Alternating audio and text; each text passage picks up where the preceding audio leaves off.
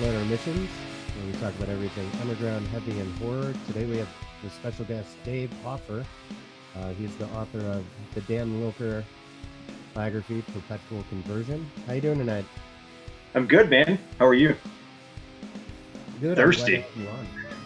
Yeah, well, you know what? I'm doing Jack with vitamin water. Oh, okay. I'm doing marijuana with water. I'm out of that. I figured I'd grab some whiskey quick here. But, Okay. No dispensaries in Woodstock yet? You know what? My day just kind of got jumbled. No, not in Woodstock yet, but soon. But I mean, everything's within a half hour away. So it's not really good. Oh, okay. Yeah. I just I thought I was gonna make it, and I did not. Wasn't even gonna drink whiskey, but that was inspired by Comcast and the hours spent on the phone just to make this happen, and I'm resetting my modem 3 times. Yeah, dull the pain. Yeah, sure. Yeah, man, I'm glad to have you on. I talked to you a bit the other day, and really was excited to get your book once I heard it was written some years back, and it's not available. So that Yeah. makes it kind of hard. But you ended up making friends with Dan Wilker through me prior to touring with Matt. How did you guys link up? Well, uh, Kevin Sharp, the singer from Brutal Truth, he was living in Chicago and working there subsequently, but in the same neighborhood that I used to, in Wicker Park, Bucktown in Chicago. I worked at this record store, Reckless Records, for 15 and a half years. So, yeah, somebody just one day was like, "Did you know that the singer from Brutal Truth works in your neighborhood?" And I was just like, "That's weird," because I always thought of them as a New York band, which they were. Um, and so, yeah, long story short, we just became friendly, not like best friends or anything, but like, he's, he's very into all types of music. So we kind of bonded on that and like some humor shit, of course. And of course, I was like all googly eyed because he was in Brutal Truth internally. But Yeah. and then kind of parallel to that, I had emailed a little bit with their drummer Rich and Danny, just because I was on a big kick of this band Exit 13. Did you ever get into them? Yeah, the old Relapse band. Yeah. So Danny and Scott, the drummer on the first Brutal Truth album, play on the Exit 13 album, Ethos Music. But then they did an album of jazz standards, all of like songs from the 20s and 30s, I think, that are all about weed, called Smoking Songs. That came out on Relapse too. And so Danny and then Scott had left Brutal Truth, so Rich played drums on that jazz album. And so I was just kind of like, man, that's so weird that these guys were just randomly in this band from Pennsylvania. And so one way or another, I had just gotten in touch with them and we'd emailed a little bit. Just I was curious about Exit 13. And so they had, I forget the exact timeline, but because of Kevin living in Chicago, when they got back together to record the songs for the I Hate God tribute, they ended up booking a show in Chicago at this place, the Double Door. And that was in September of 2006, I think. So, of course, I went to that. And then in emailing with Rich, he had told me, like, maybe even told me before that. I don't think so. But they were gearing up to do a UK tour in February of 07. And so I basically was just like, I don't know, just bullshitting, like, hey, would you guys need a roadie? And then he kind of like called my bluff and was just like, how serious are you about that? And then I had to think how serious I was about that.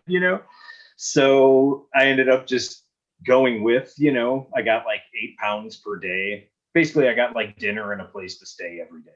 And I just sold their shirts for like 9 days in the UK.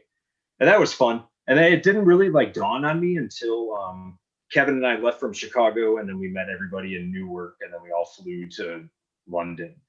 And we were like walking to wherever we were going to meet the rest of the guys. And because I loved SOD, and it just kind of dawned on me in the airport, like, wait a minute, like the SOD dude is going to be in this van with me for like 9 days. It's like it didn't really click because I was traveling with Kevin and stuff, you know? And so, yeah, so that's when I first met him. And then I ended up doing a couple other, like, you know, they did like some weekend stuff and I would go with and sell merch. And then the following year in 2008, they went to, I met them in the Netherlands, and then we went to France and Portugal and Spain, and I did merch again, and that's kind of where the idea from the book came from. So yeah, Was that kind the of most like traveling? a weird path. Yeah. Oh, it's so cool. So was that the most traveling that you've gotten to do? Just period. Well, that was the first time I ever went overseas, was the UK thing. Yeah. And then I'm trying to think. My wife and I did do a big European trip. I forget if it was in between the two of those. I think it was after. But I mean, it was the first time I was in any of those places. And because it was in February of '08, they actually played in Barcelona on my birthday.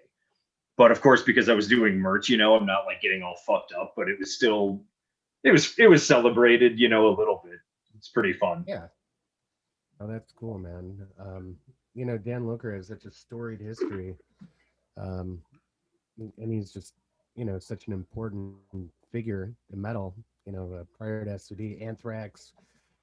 Um, he's had black metal projects, and he just constantly doing something.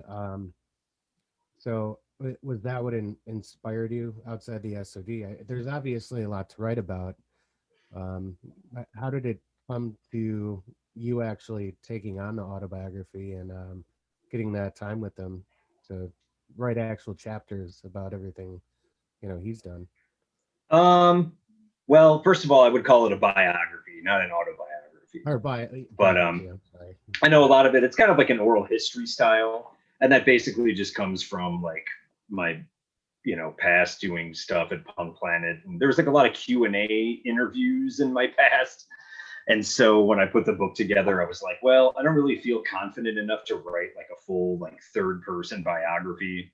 I kind of wanted it to have more of like a mishmash, sort of like a fanzine style anyway.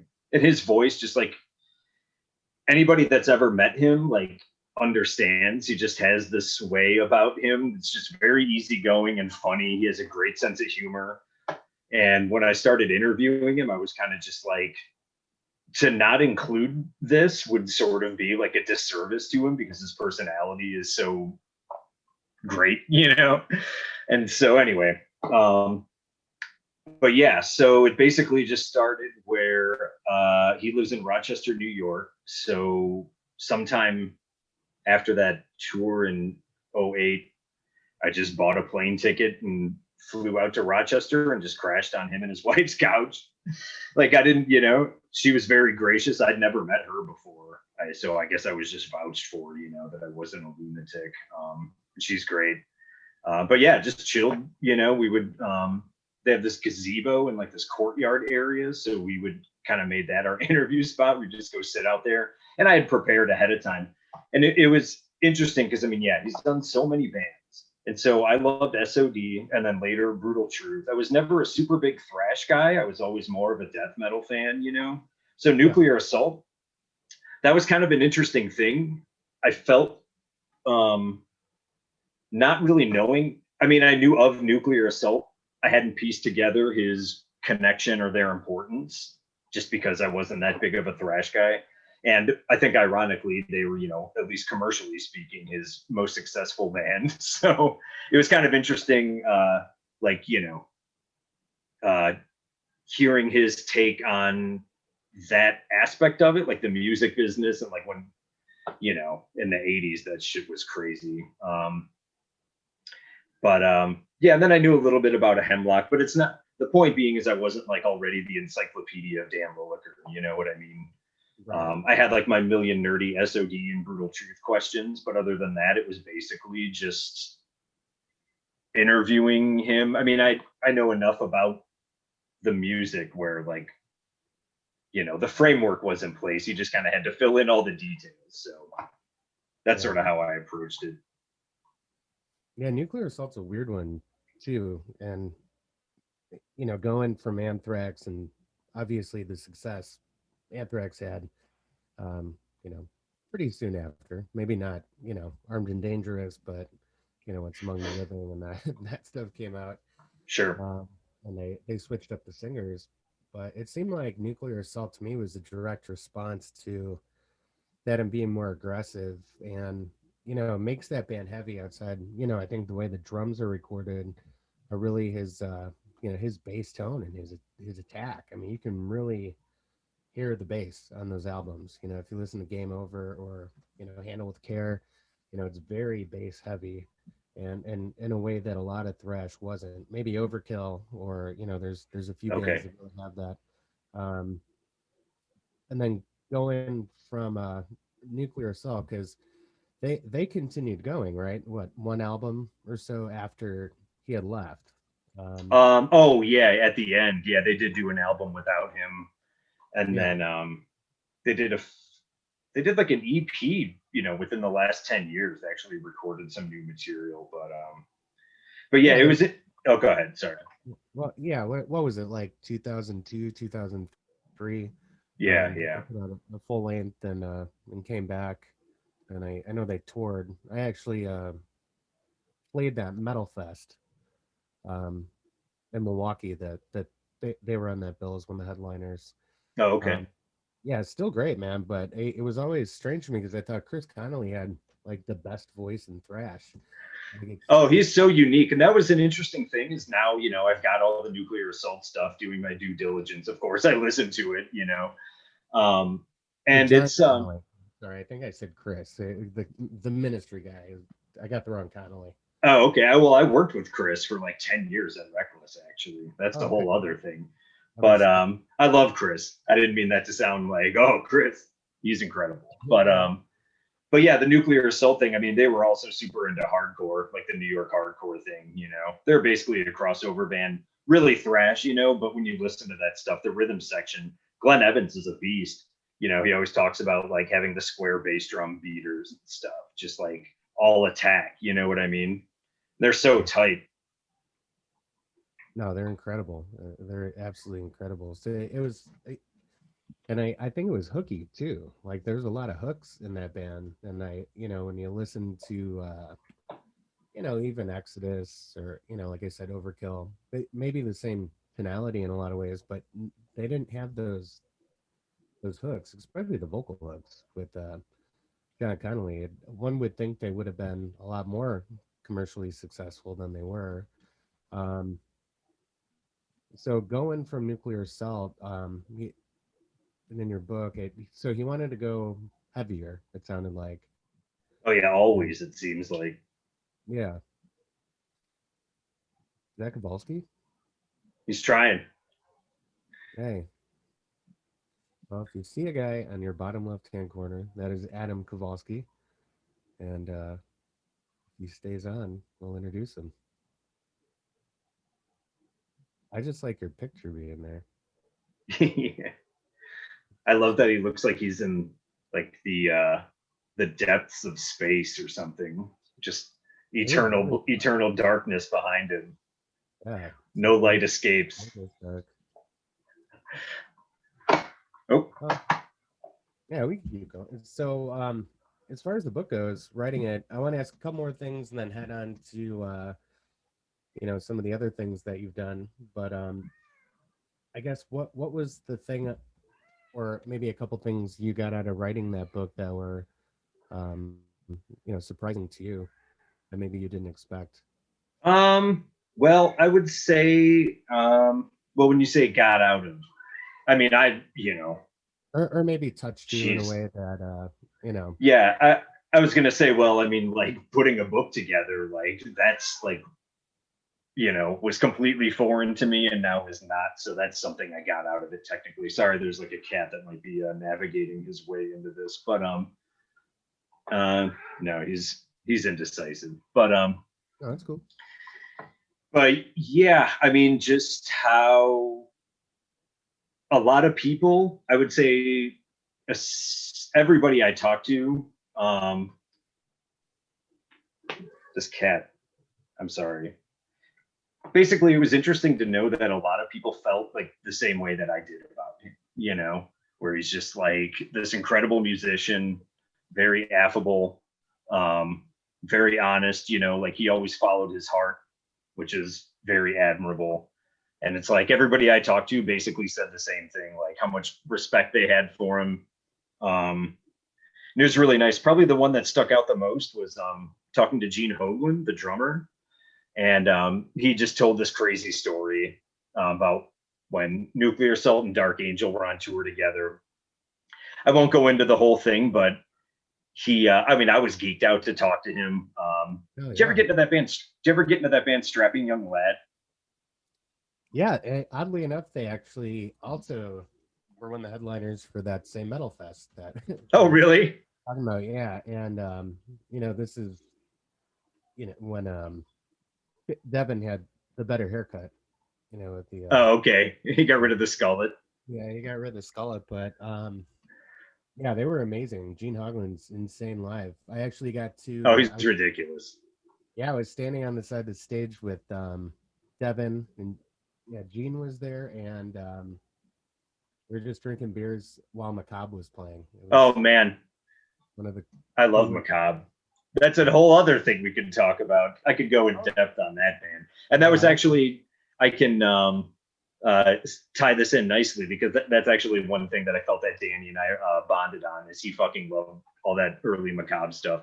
When you go into their apartment, he has a autographed copy of the first 12-inch Grim Reality just like propped up on top of all their CDs, like proudly on display. And I walk in, I'm immediately just pointing at it like I fucking love that band.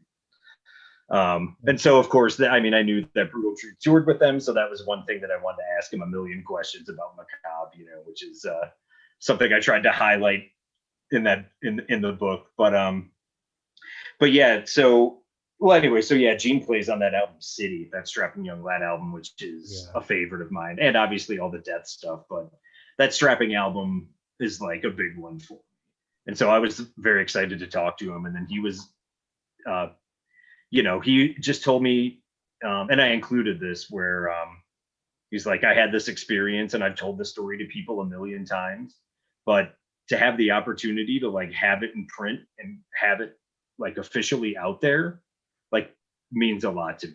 That's him speaking. I was like, oh damn. And so yeah, so that was nice. It felt like you're some like entrusted with this information to present it officially. Like we had some sort of like my word was my bond or something. You know what I mean? I'm yeah, not I'm not saying it very eloquently, but it was like, oh, I didn't expect him. He was you know yeah. very You're very serious about it. yeah. It's like hidden knowledge of shit that any metalhead wants to know. I mean, those are the Gene Hoglan, Dan Looker. I mean, those are yeah. I mean, you can't get any more iconic. It would be near impossible. But yeah, Oh yeah. man, the book's great. I still got like a chapter and a half, and forgive me because I was trying to roll through a PDF on my phone. But no, it's great, and I Thank know you. it's not officially uh, it's available if you want to spend some coin for sure on eBay. But is there a way for people to maybe get like is there a downloadable chapter or maybe a place where they could read a review or an interview with you to get maybe a little more um, I guess familiar with it? Yeah, I mean, I have a website, just davehofer.com. There's a little section about it there. There actually is an ebook version of it. It doesn't work on Kindles or anything, but it's if you have like an e-reader, we could include a link probably. Yeah, yeah, yeah. I own the digital rights to it, and so in lieu of there being a physical copy available, my friend John, who also designed the book, created a single page layout EPUB version that's just a very true version of the book, but digitally, unfortunately.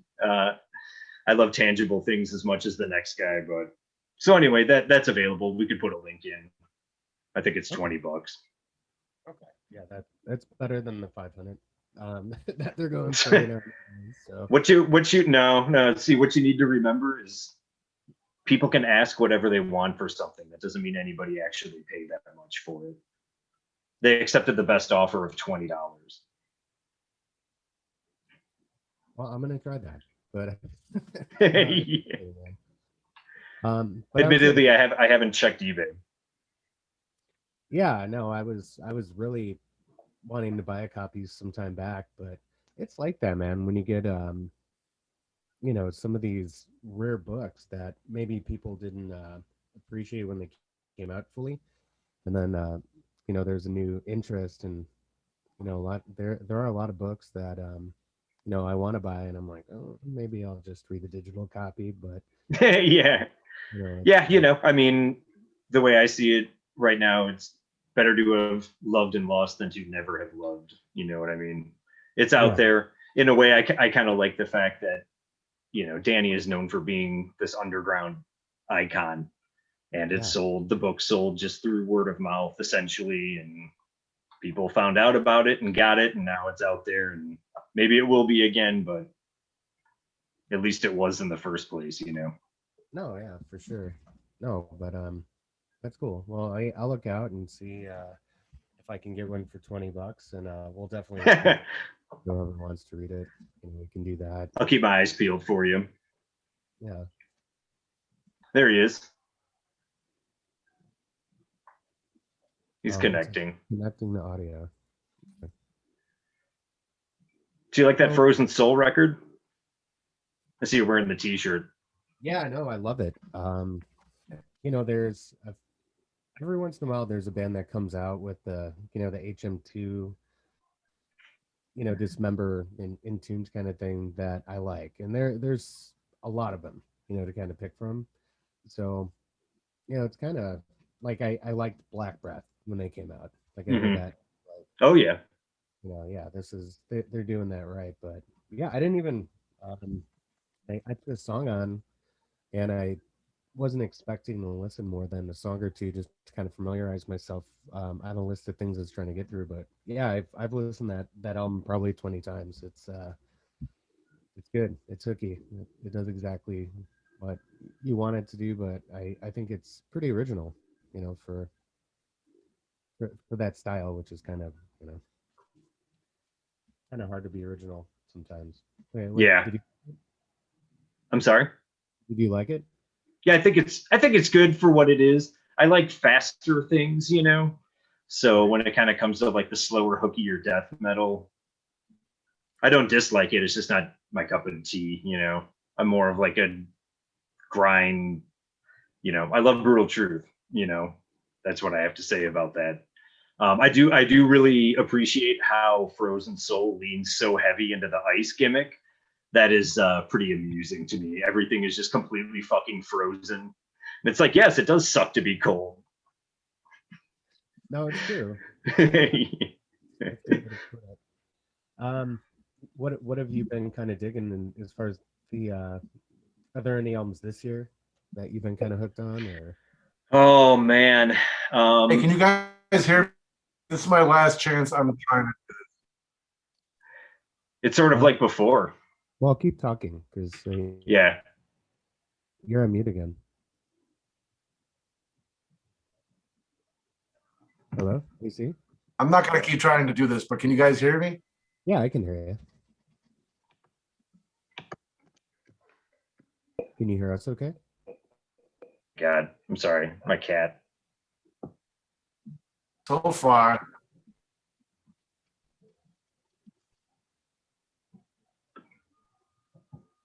No, we're here, man. It seems like when you're talking, I can hear you.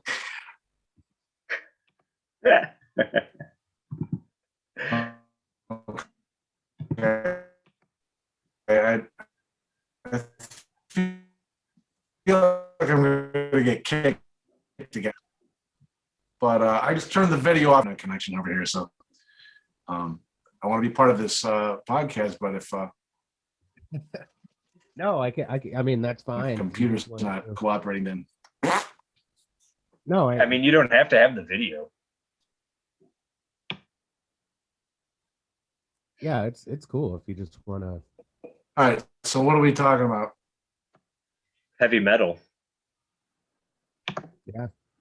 Yeah, we actually just kind of got through the book talk, and I just had asked him if there are any albums so far this year that he was into or digging on, and then he popped up. So that's where we're at.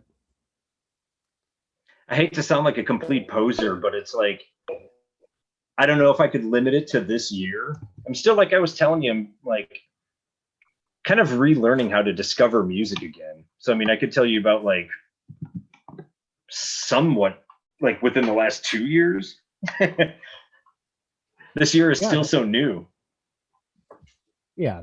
No, and there were so many albums that came out last year. It was everybody was in lockdown, so it was, just hundreds of albums. It seemed like every week, and it got kind of muddled.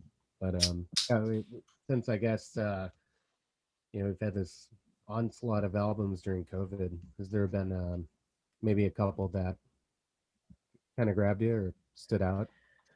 Yeah, well, I think it probably came out in, maybe it was even 2019. I guess I could look here. We just talked about it the other day, but the Mizmor album, Karen, however you pronounce that, on Gilead Medium. I thought that album was very good. Again, it goes completely against what I'm just said about liking fast stuff because it's insanely slow. But he really just goes like full bore into the death doom. There's like nothing nice about it whatsoever. It's all just like spooky and super fucking heavy. So that surprised me. Trying to see what year that came out in real quick using technology here. That was 2019. Okay. Let's pretend it was late 2019. And then one thing I picked up recently, which isn't a new release, but oh my god, what label is it on? It was like this 4-way split cassette that came out in the 90s where it's all just like these total noisecore bands. And it just got pressed on double LP. I'd never heard it before, but I do have like a soft spot for all that kind of like early anal cunt sort of meat shits, kind of just like 700 songs on a 7-inch sort of thing. You know what I mean? And this is basically that, where each side is just like untitled. It's like free jazz or something in a way. Meat shits. We're getting into wild rags. What's wild rags? No label. That's, I'm sure Cabal's you guys don't remember Richard C. from Wild Rags Records, which you guys know Blood. You guys remember Blood Come, right? I'm having a hard time hearing you. You still there? All I heard was Wild Rags. That sucks. Can you hear me better now? So far, yeah. Can you repeat what you just said about? I was saying Wild Rags is all the meat shit stuff came out on Wild Rags Records. Oh, okay. Oh, I was just saying that Bloodcom came out on Wild Rags Records. I was interjecting, but if you can't even hear me, then I don't know. Blood Come. That sounds hilarious. I know I come blood.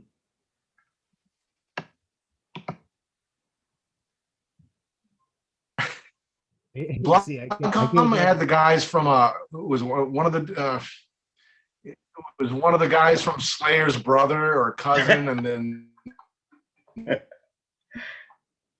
that's incredible.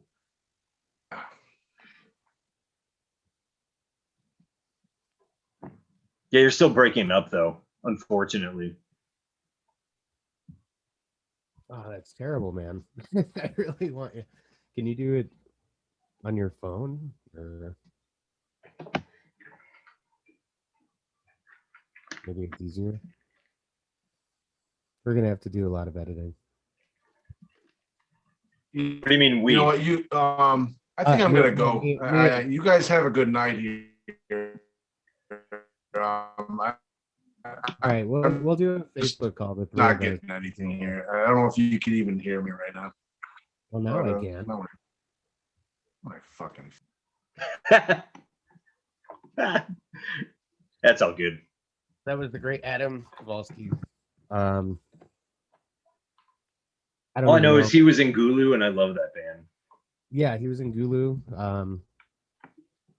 I know he was in some kind of more straightforward punk band. I forgot the name of him. Not too long ago. I think that was the last band he was in. Oh, okay. He had another band with the singer Ron. I'll think of the name of it. And then yeah, he was in a band with myself and Manny Conchola, who was the guitar player in Asmodeus, and Paul Madrano, who was drummer in Gulu, or the bass player in Gulu, the drummer in Ram. Oh, okay. Yeah, you mentioned that. One of those jackasses that can play two instruments. Yeah, very well too. I was Yeah, hoping of course. he might pop on too. The thing, like, he's waking up in Japan right now. That'd be sick. Yeah, so we'll see how that goes. Yeah, I looked up. I just used the internet. I didn't want to leave you hanging about that 4-way split. It's the bands are Vomitoma, Anal Birth, Internally Mutilated, and Biocyst. The label is called Breathing Problem. That one I couldn't get off the tip of my tongue. So that's just kind of like, noise. But I kind of like keeping it on super low in the background when I'm doing homework or something, just like this sort of white noise, basically. No, I'm totally with you on that. Like, that kind of stuff is I like going to sleep to. Or which is weird because my wife will yell at me because it's so loud in my headphones that it's completely bothering her sleep. But yeah, that stuff for like the early incantation stuff. I love going to sleep to. Like, it just drones. Oh, totally. Yeah. Which and they're they have songs that are like 7.5 minutes long and stuff, so that helps. Yeah. I just found my Onward to Golgotha cassette the other day. I was like, that is sick. But that and like an art. Hey, ever hear Acheron? They're like I know the name. I never checked those guys out though. I don't know if they're good, really. Like they're okay. Like they were just like overtly satanic. Oh, okay. Well, that's a plus. Yeah, dude, I love Deicide. That was like one of the huge formative bands for me. Yeah, that is like serious shit, man, for sure. And I think I was telling you, and I've seen Deicide a million times for real. I wish I could have seen him before I had, but I got to see him on the Once Upon a Cross tour. Oh, okay. And last time I saw him, it was he toured with his son, who's like a total shredder guitar player. Like, he thinks Deicide music is easy. It's hilarious. Wait, you're talking about Glenn Benton's son? Yeah. Played guitar? Not with him, but okay. He thinks Deicide's like hilarious because it's his dad. So I was outside of the venue. They played Clearwater, in East ND. Okay. Yeah, and the like Glenn Benton was having a cigarette outside, and I was smoking with him. And we're talking, and his son comes up and just starts ripping on him. Like, oh, you're so fucking evil, Dad. Like, and like mimicking his voice. And wait, he was just on tour with them randomly, or he just came because it was in Florida or something? No, he just wanted to go on tour with his dad and help him out. Okay, I mean, yeah, that's hilarious. Yeah. Yeah, why wouldn't you? Oh my god. But how long ago was this?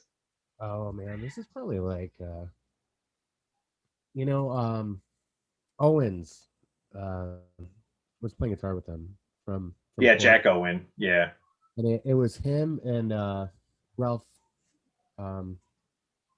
Santino or Ralph Santola. I think he passed away, right?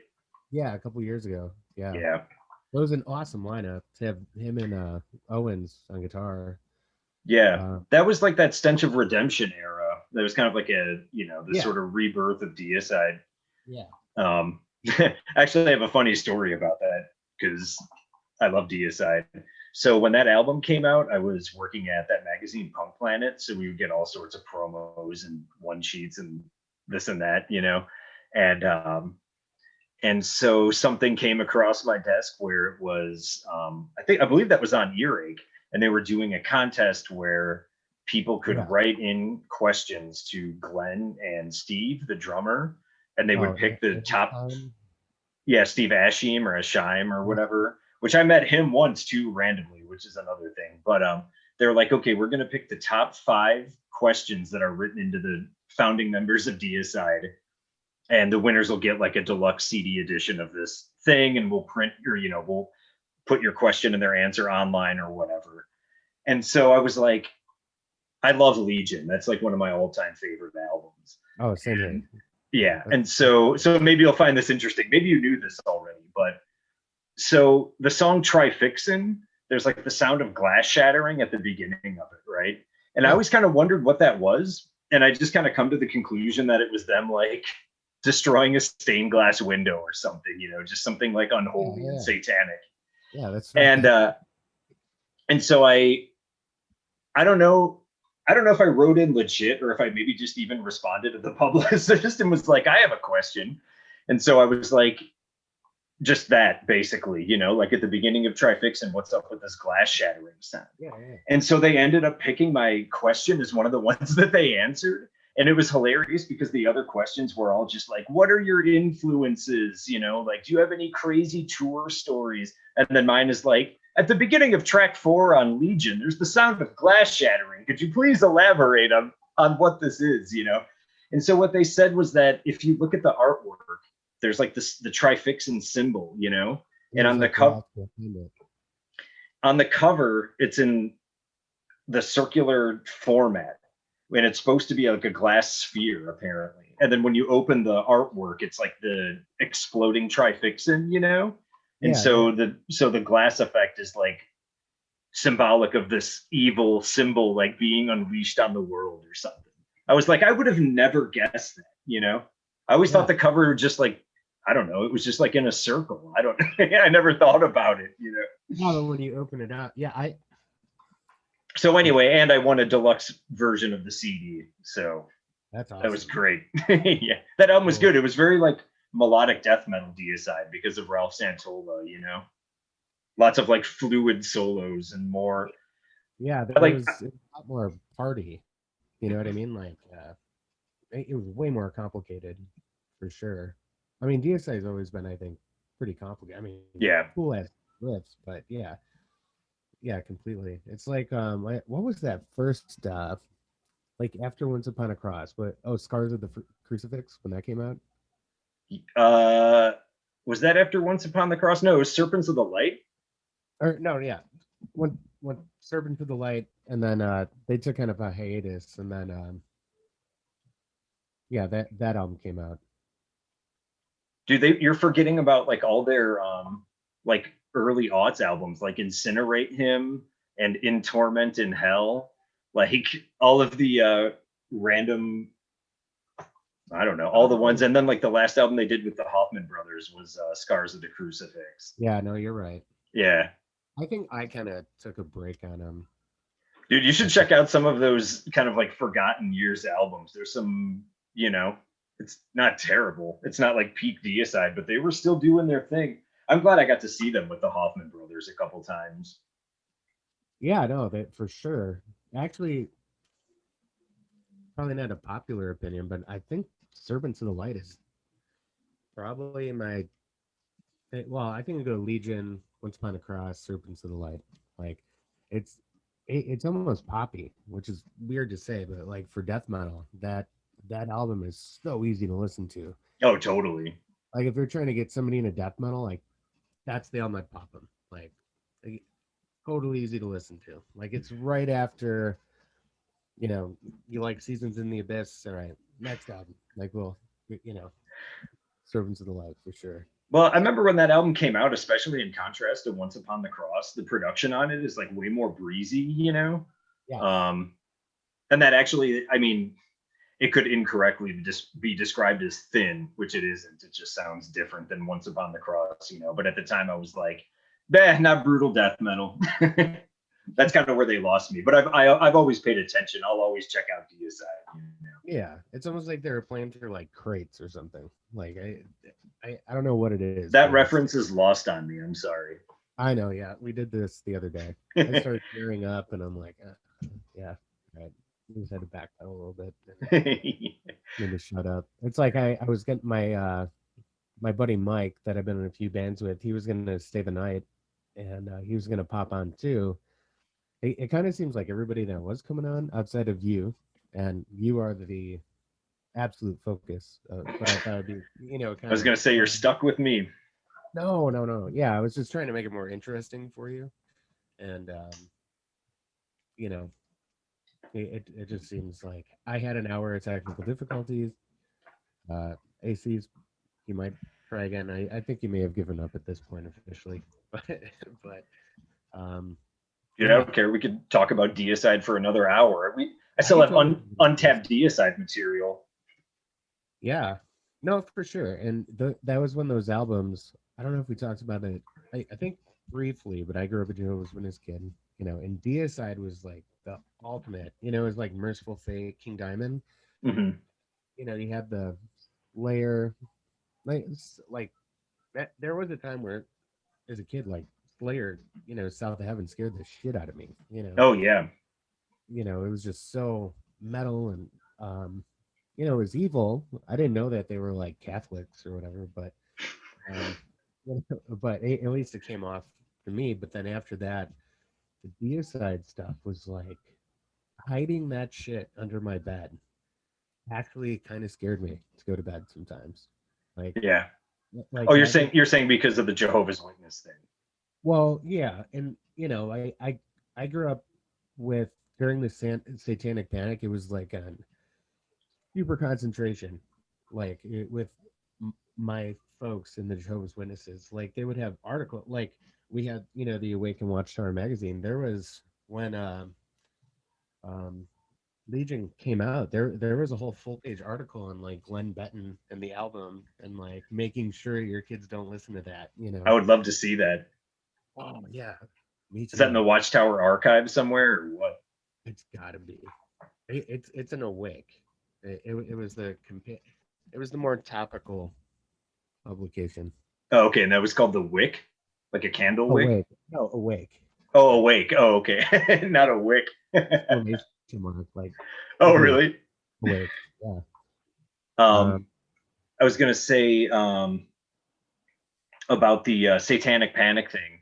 I was like a little too young because I was born in '79, so I kind of like missed that by the time I like knew what was going on, you know. But I do remember going over to some friends of my parents' house, and their son at the time was, you know, a teenager and like into hard rock and like Scorpions and whatever. And I distinctly remember him telling me that KISS stood for Knights in Satan's Service, or that it was like rumored to stand for that, you know.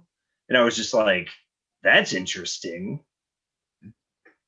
Yeah. No. I totally remember that. I remember Wasp was like worshippers at Satan's palace. I'm like, that sounds stupid. I didn't realize Satan had a palace. Yeah. Or it's something. I mean, what else would start with the P that's relative to Satan? Uh, I don't know. They put me Yeah. on the spot. Well, ACDC was after Oh, Christ. against Christ, Devil Devil's Comes. Children. Oh, okay. I thought it was after Christ, Devil Comes. Wait, say that again. After Christ, Devil. That sounds even dumber. So I'm sure I'm wrong. After Christ, the devil comes. Not like jizzes. Like Oh, like he arrives.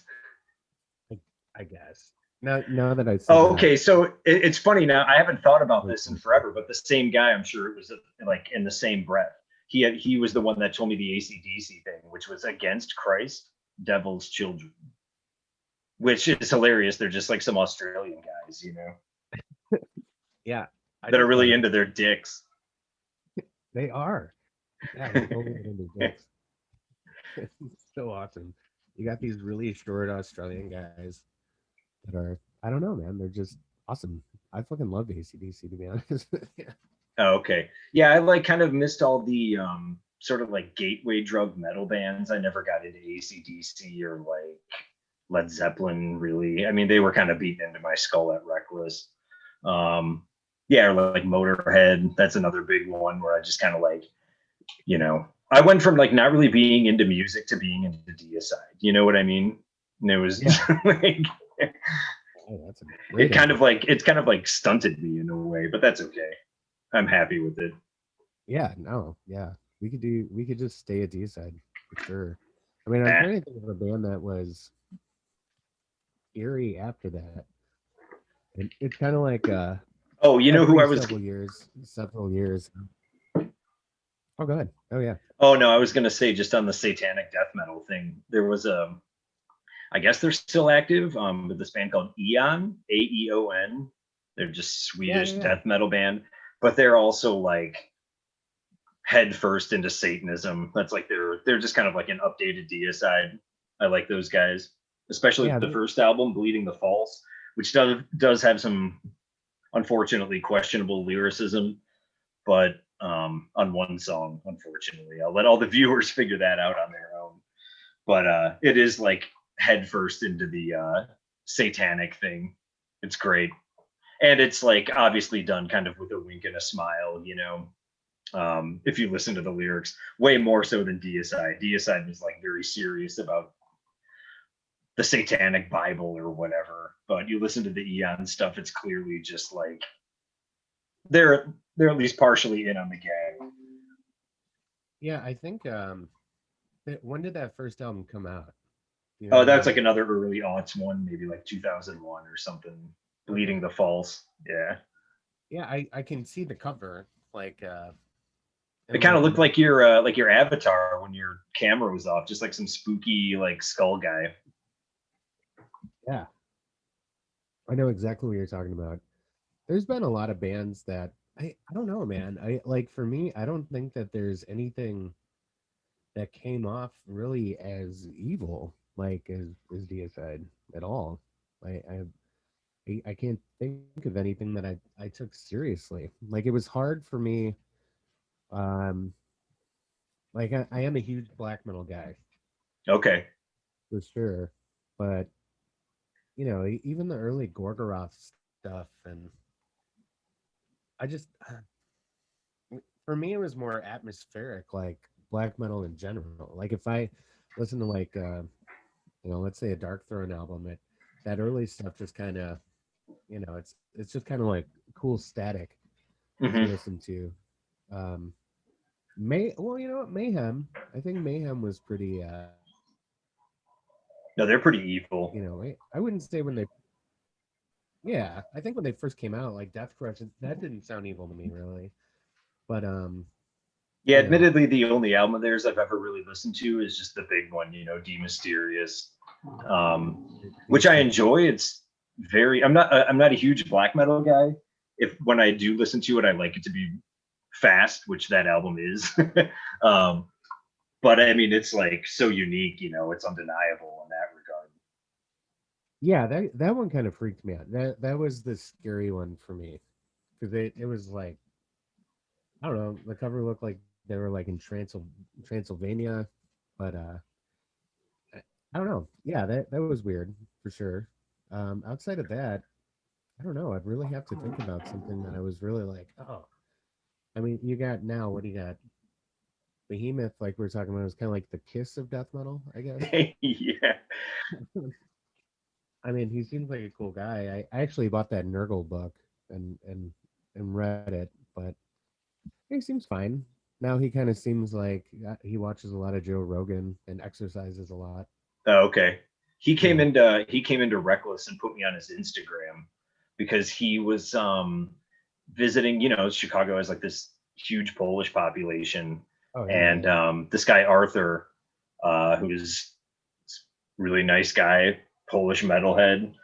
Um, just randomly, I was at work one day and I saw Arthur, who I actually met through Reckless, just talking shit, at the counter, and I saw Arthur. I'm like, "Hey, dude, what's going on?" Blah blah blah. And then I kind of, looked past him, and Arthur's like, "Oh, that's Nurgle from Behemoth. He's just like in town hanging out, visiting friends, blah blah blah. And I had copies of my book at the time, so I gave him one. I was like, check this, dude, check this out. He was like, oh sweet. And he had just put out his country album, Me and That Man, I think it's called. Yeah. And it was something? Hey, what did you say it was called? I forgot. I think it's called Me and That Man, if I'm not mistaken. Yeah. Yeah. And I was kind of embarrassed because we had it, but it had come out like a week or two previously and sold out, and typical like distributor stuff. Oh, it's on back order, you know. So we didn't have any copies of it. And he puts me on his Instagram and he's like, "Yeah, I'm here at Reckless Records. You know, they had the Me and That Man album." And then he cuts to me and I'm just like, "We sold out." Like, this is weird. But I slipped him a copy of my book, of course. I'm like, check this shit out. I wish there was Nurgle at that point in your store. But you probably had to meet quite a few people. I mean, everybody goes to Reckless. I mean, it's Yeah, it's funny. There would be like celebrity sightings and stuff. The one that's most relevant to the book and everything would be I organized an Anthrax meet and greet for when I think it was To All Kings came out. And there was like this gimmick where you bought a deck of cards that came with a download of the album. That's like the only way to get this piece of merch. And that was like your ticket to the in-store where you could get your shit signed and whatever. And so, you know, I mean, it was mostly organized through the label and like their management. But, you know, day of, you're around these guys all the time. They're totally cool. But I had interviewed Scott Ian and Charlie Benante for my book very early on. Actually, Scott was probably the first person that was like, "Yep, let's get on the phone, dude." Yeah, he was totally like gung ho, pun intended. yeah.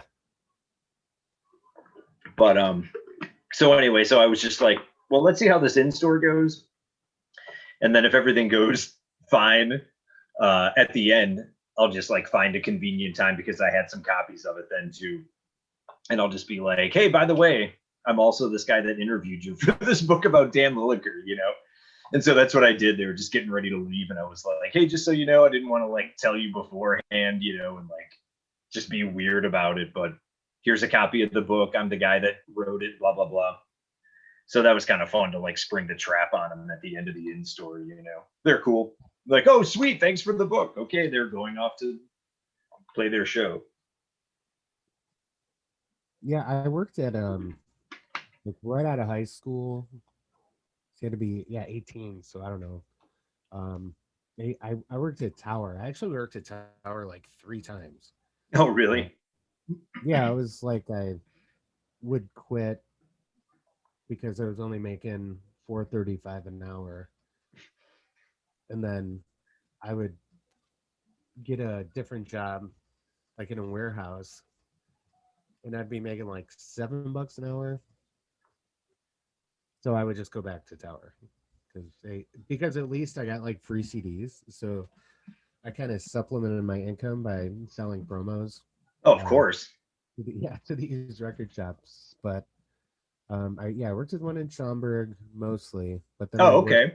The one on Clark and Belden for quite a while. And the only celebrity sightings that I had were David from Roseanne and Bud Bundy. That was it. So not very cool, but is that the one on Clark and Belden that was like on the second floor and like that weird brick building and everything? Yeah, kind of like. Yeah, okay. An Italian restaurant underneath. Oh, really? Yeah. I only went to that one, I think maybe one time. I went and saw an in-store for that hip-hop group Atmosphere. They did like a little in-store there. Oh, probably yeah, like circa 2001 or something. I went to that. Oh, okay. But the one I always went to was the one in Schaumburg. Yeah. Was that like off what road was that on? It was Golf and National Parkway. Yes, Golf. Yeah. Right by Golf and Meacham. Yes. Yeah.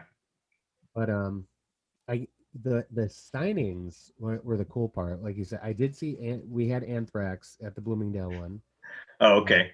And they brought Belladonna and what's his name from John Bush?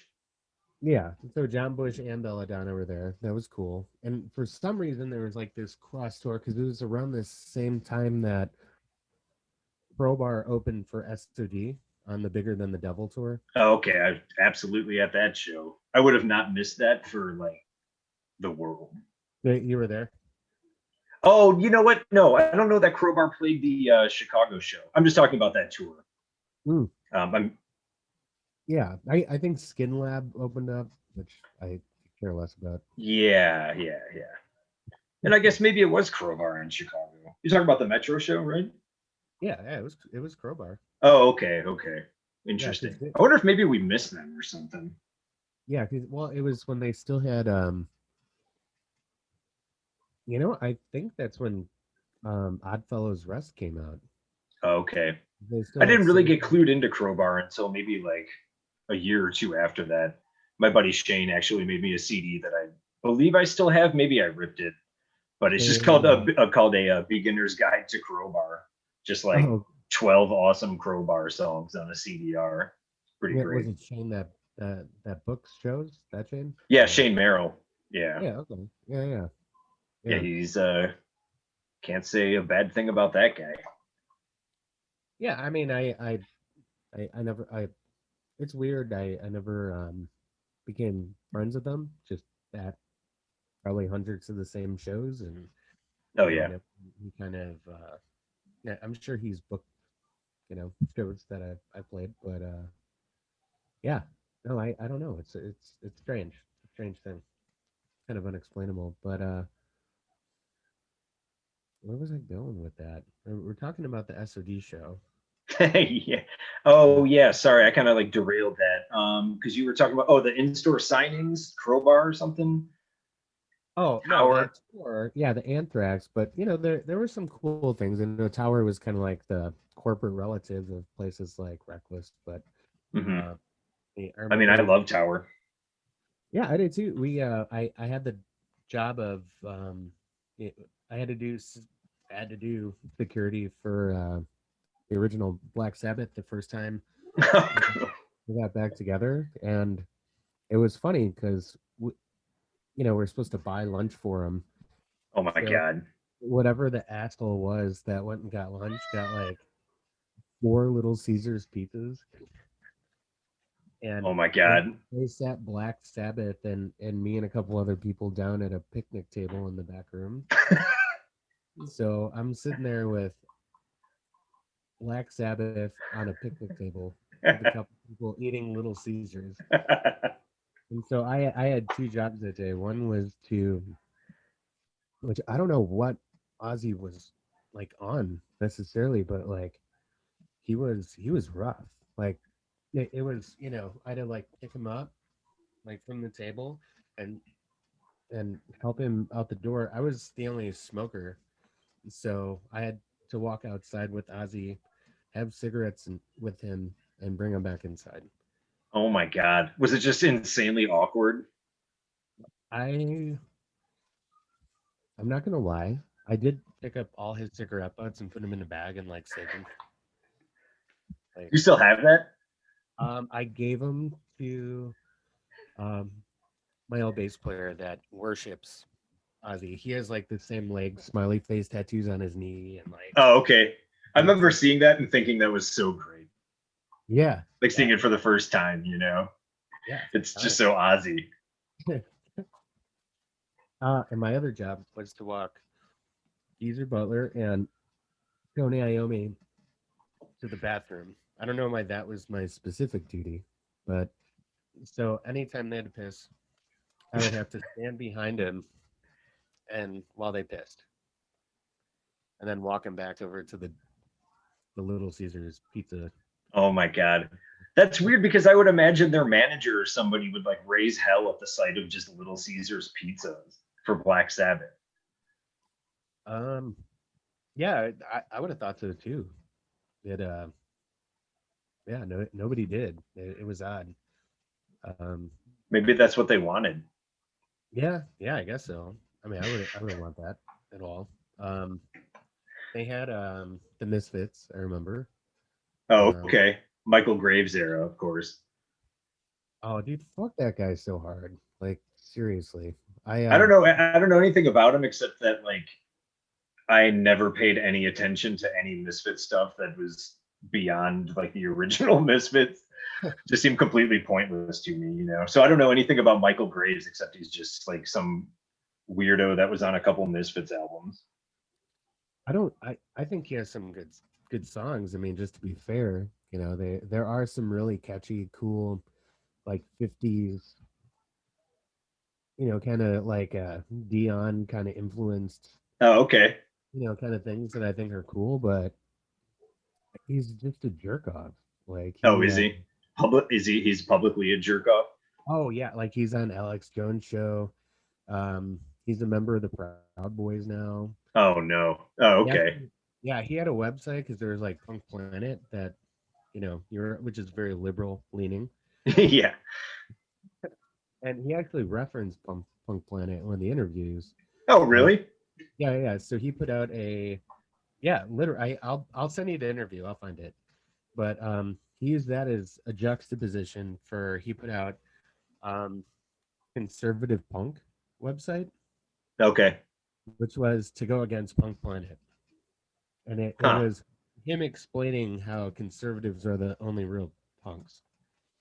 Um, which I mean, you lost me there already. yeah, I'm yeah, I'm not going to explain that because I don't really know how to. But I think So you're a security for Michael Graves. um I'm trying to think of Michael Gray. No, no, this tour I think they were like in and out, but I think Jerry Only was actually singing. They had Robo from Black Flag on drums. Oh, okay. Um, you know, one of the 900 people that have been in Black Flag. So I don't know like how like how um you know. I mean, I'm a huge Black Flag. I mean, I got their um you know their logo on me, but yeah, I don't know. So that I guess wasn't very special. Fear Factory, that was a band, and so I decided to ask him if I could drive them to Toys R Us, and I just bought them a bunch of dumb shit for their van. Um, That's Weezer, weird. What, just to kill time or something? yeah, yeah, we had to like hang out for a few hours before the sign. They got there too early. Oh, okay. My managers like, hey man, can you like do something with them? So I'm like, yeah, that's what I thought of. Instead of a bar or whatever, I'm like, let's just hang out at Toys R Us. So we like rode bikes around Toys R Us, and Were they into it or what? I hope so. I mean, they were kind of stuck with me. That's amazing. So yeah, it was okay. Weezer, which is interesting now because my son's a guitar player and his favorite band is Weezer. We actually last night they had the live video stream from Okay. the Disney concert hall with Weezer with an orchestra. He paid like $30 a few weeks ago to watch. Okay. And With an orchestra, that gives me an incredible amount of pause. well, you know, in all honesty, I can deal with the first two albums. I can deal with Pinkerton and the Oh, Blue of Album. course. Yeah, I mean they're really great. When they started doing like the Beverly Hills whatever kind of thing, I was kind of it was off putting, and I didn't have enough invested in my interest to really try any harder or any more. See, what you're describing right now is exactly how I feel about Michael Graves' Misfits as well. It's the same thing as like Green Album, Weezer, and beyond. It's just no interest. I remember I had friends at the time that probably actually got me into Weezer, and they were so excited to go see them when they like did the Green Album tour and came back and they sold out the Aragon and they went to the show and they're like, this is like one of the worst shows we've ever seen. They just stood there, they didn't like had no energy. Well, there was a another tower perk, I guess, is we got to fight. Weezer did a secret show that they announced like right before they played, and you had to find the spot. So I knew where it was. It was in some south suburb at a roller skating rink, right? Okay, wait, real So quick, what era is this? uh I would really have to think it through. It was toward the Aurora, uh, corridor, I guess, of Illinois. No. I mean, what era Weezer? Like what album? Oh, yeah, the one that I gave up on, uh, the green one. Oh, okay. Yeah, Hash Pipe. is that what it is? Yeah, their third album. Is that the green one? Yeah, Hash Pipe was the big hit single off that, or one of them. Yeah, yeah, yeah. Um, so they did it and they're supposed to record the video. Oddly enough, I guess they didn't try very hard, but there's supposed to be like a video taken there, of them roller skating. But it was just a bunch of like nonsense people that didn't know how to roller skate, like myself, just falling. Like it was just people falling constantly while Weezer played, and that the lights were really distracting, so like, it made it harder to focus because it was like dark, but it had like disco lights and stuff. So like I don't know, I had a headache, so I had to leave. But um, yeah, So Weezer's management thought they were going to get this video of Weezer playing and people like gliding around on roller skates, and you guys were just falling on your asses. That'd be me. Dude, yeah, the only time I ever tried to roller skate, I like fell through my parents' screen door, like into the house. It was not a good scene. yeah, Although I could ride a skateboard though, but roller skates. yeah. I totally a skater. When I mean, I don't know, in my 40s now, and I get winded quickly. But yeah, no, I wasn't very good, and they and it reminded me too. I think I was having weird flashbacks because the only parties Jehovah's Witness kids had were like the parents would like rent out Coach House, or you remember Main Street USA, like the roller skate, Uh, like was it like Bartlett or something? I don't know. it was a roller rink. It was a roller rink, but I mean, Oh, this is okay. like in the Chicago house music heyday, where Oh, everything, okay. yeah. Fun.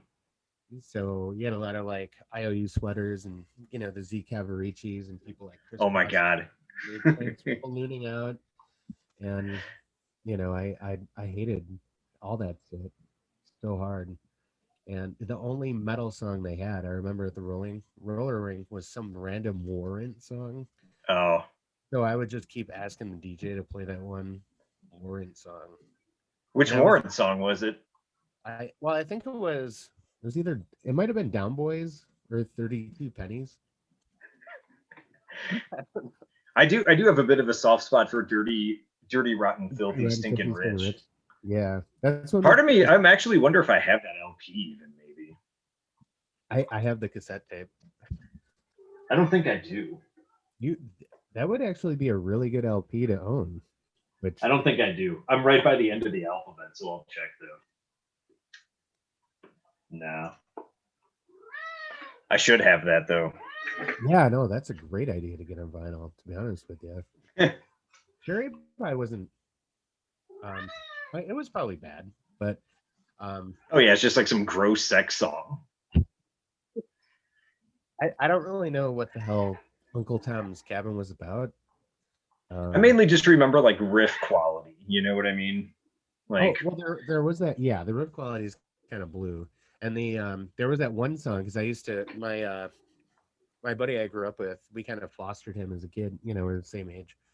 Um, he used to hate it because I would wake him up when I knew he'd be hungover, and I'd get on my knees and sing "I Saw Red" to him, like I was dedicating this sincere romanticity to him, and wait, is that a Warren song?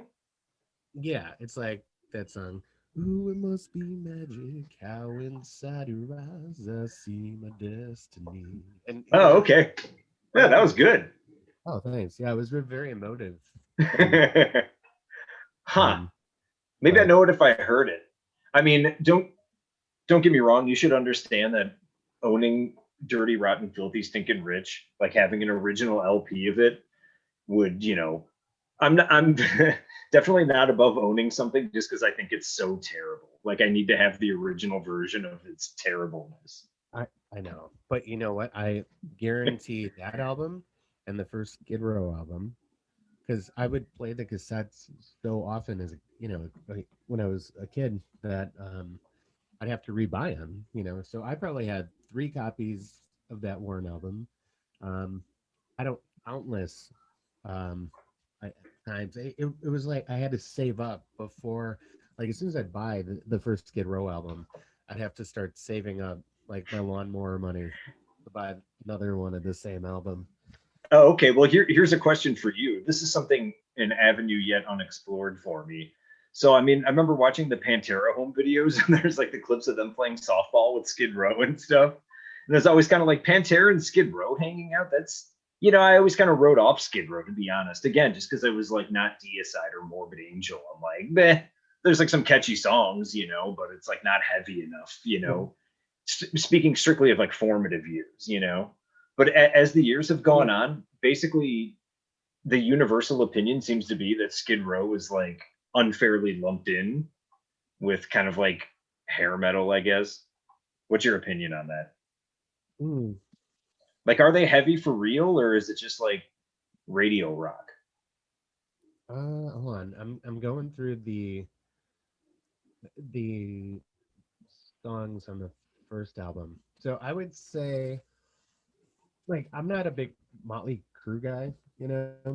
Um, but the first 2 albums are good rock albums, like in the same way, not even in the same way, but like the first Motley Crue album is Too Fast for Love is like one of my favorite albums of all I time. like that early Motley Crue stuff. They would do like double kick stuff, which kind of intrigued me. Yeah, and the way it was recorded, it reminds me of like the first Montrose album with Sammy Hagar, and like I love those like raw rock, really, you know, I think it kind of set the premise for like Rick Rubin, no reverb, just real flat recording, like boxy. The Skid Row album, the first one, is good. It's probably more, um, kind of like the age I was at the time, and how like it talked to me on a level that I didn't realize that it wasn't at all. And but his voice is unreal. But the Pantera thing, to get back to your question, I think what happened is Skid Row took them on tour when they put out their second album, Slave to the Grind. That album Oh, is okay. really heavy. Oh, okay. That's like the super heavy one, huh? Yeah, it's really actually heavy. Like when they put, I think their first single on MTV was what, Monkey Business. Okay. Holy fuck, this is the same band. Like I didn't know what was happening, but I think if you look objectively at like Cowboys from Hell and that album, and right before Cowboys from Hell, with like that fucking power metal album Mm-hmm. Pantera, they're kind of equally heavy in a way, you Oh, know. okay. Interesting. Um, and then when Pantera got way bigger, it was kind of like they helped Skid Row out, you know. So I That's think cool. that's yeah. But I don't know. I will say that the yeah, I do Audible just so like while I'm working or driving or something, I can, Hmm. listen to books that I wouldn't really invest in. Right. Um, Like the but Bible. I would totally not listen to that Audible. Depends on who's reading it, I think. Well, yeah, yeah. I've read the Bible back to back. Spending that much time in church, it I actually, distracts. I actually kind of wondered, which is sort of why I picked that as the example. But Yeah, I've read it quite 2.25 times because I would just read it and mark because I want to deal with the noise around me. So I was just like, all right, well, at least this gives me an opportunity to read this shitty book because I got nothing else I could do.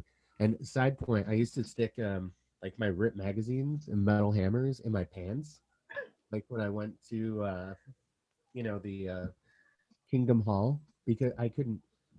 I think I've told this story on here before, but I hated it so much. Like it infuriated me. I didn't know what to do, like my chest would be, my face would be hot with anger, right? So I would take my Rip magazines, my metal magazine, Circus, like all the, whatever was available, and I would stick them all in my pants, like around, where you tuck your shirt in, and Uh-huh. I would go to the bathroom constantly, and I would sit in the stall and I'd take them out and I would just, read those, and it became a huge problem in my life because um, my parents thought I had a, like an issue with either like my ass or my dick, where I just had to constantly poop or pee. So I told him, Oh man. well, check this out. So I told him, um, I can't help it. I can't stop peeing, and I don't know what to do about it. But don't mind me, because I'm just gonna excuse myself and let it drip in the bathroom while I was, So this went on and on. So my mom kept taking me to the doctor. So it became like a very regular thing for me to go to a doctor who is stumped, because I'm really dramatically playing this off is an issue that I have to just cope with. I don't really need anything. I'm just going to cope with it. It's a lifelong thing that I have at 7 years old that I've already accepted. I'm surprised Oh, nobody tried to make you reproduce it. well, yeah, I don't know if there was a very good doctor either, and so anyway, they came up with the solution, and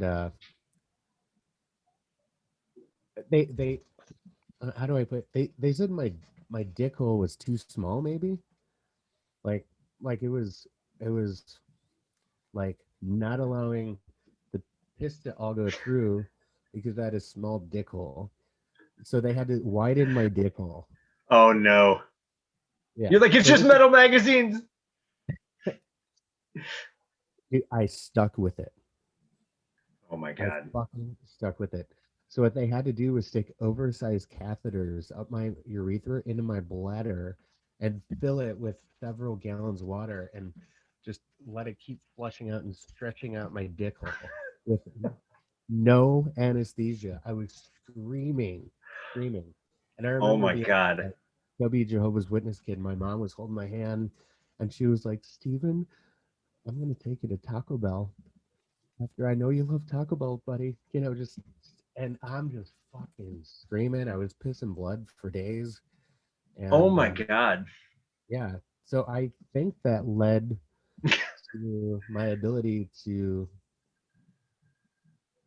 My wife jokes around and calls me the impregnator. Um, I don't know if those are, um, they're probably not. It's probably not related at all. Um, but it's weird. Now I pee like a fire hose, and for my whole life, like it's like this straight, and then I got this like one stream that kind of goes like off to the side, like a loner, you know. That happens from time to time. Yeah, yeah, but yeah, it's weird. I mean, I definitely you know, I stuck to it for sure. Once I got it fixed, it became problematic, you know, because they kind of. So so my big takeaway from this is that Slave to the Grind is the one that I should check out. Oh yeah, absolutely. That was yeah, that was the sum total of um yeah, I think that's what yeah. Check out Slave to the Grind. Yeah, Um obviously not to that extent, but I did like, I had like your typical hiding stuff from your parents thing. Like I have a vivid memory of borrowing the Body Count album, the oh Ice yeah. T's metal band, and that thing is like raunchy as hell. And trying to like high speed dub it when my parents were outside doing yard work, I'm like, if they caught me with that, that thing is like beyond explanation for a fucking 14-year-old or something. Like they were already skeptical, like my sister being into Screeching Weasel and stuff. So to like turn up a Body Count tape or like Dead Kennedys or something, probably not a great idea. Yeah. Now, did you grow up in the burbs too then, or? Yeah, in Wheaton, which is like directly west of Chicago, 30 minutes or something. Yeah, totally. Yeah, man, I don't know. That got about my dick hole and not Skid Row album. My apologies. You have nothing to apologize for. Okay, let's talk about DuPage County hardcore. Let's. Um, so if people don't know what it is, without me explaining it, what is that turned into? And how do you think it in the continuum of underground music, where do you find that fitting in as maybe a documenting what it does? Well, that's an interesting question. I would say, well, basically, the whole thing is, and I think about this constantly, is the whole project is, well, I'll just say quickly, it's using Bandcamp. It's an archive of free to download music from like the 80s through the early to mid aughts Chicago underground scene, a lot of punk stuff, just anything out of print, and like scans of all the artwork, when I can get them and everything. But the the thing that I think about constantly is that it's all supported by just people being cool. Like the stuff is kind of in the punk. Uh, uh, I'm stoned and not remembering the name for when things are like out of copyright, the public domain. They're like in the punk public domain, so to speak. Just these kind of 7 inches in demos that nobody is ever going to press up again, kind of thing. So yeah, just trying to make them available. Hope nobody gets mad about copyright issues, which thankfully nobody has. But I mean, it's all free, so I'm also kind of leaning heavily on the fair use act, I guess. I'm also a library science student, so I've really been looking at it also from that angle in the past couple of years. And one thing that gives me like a little bit of anxiety actually is it's hard to wrap. Some people might like have a hard time wrapping their head around it, but when you create, like when you look at Discogs and when you create a digital version of an album, like any album, a new release, whatever, that's like a version, like the original like files, how they were presented from the artist or from the label, like with the artwork, however, that's like a version. And if you then take that and you convert it to MP3s, you're creating like another version of this thing. So with this Bandcamp project, it's like, I digitize a band's old demo and upload it, and then 200 people download it. Now there's like 200 of this other version just out there. And then there's been certain things where like, oh, a track name was spelled wrong or something. So you go back and fix it. And then now there's like another version of it with like the correct and the incorrect spelling, like of these files floating around out there. And it's kind of like, well, I try to organize these as best I can. So hopefully, future generations can sort all this out. But yeah, I don't know. People seem like they're into it. That's the short version. Nobody's complained. Yeah, how many total albums are there to date? Because I know you can purchase it in its entirety, and it's very inexpensive. What is it, $40 or $30? Yeah, $30?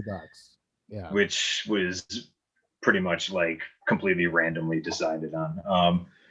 The only thing that's slightly misleading about that, which is, I mean, I can't really knock Bandcamp because it's such a great platform. And there's some things that are up there. Because I started it like 7.5 years ago or something.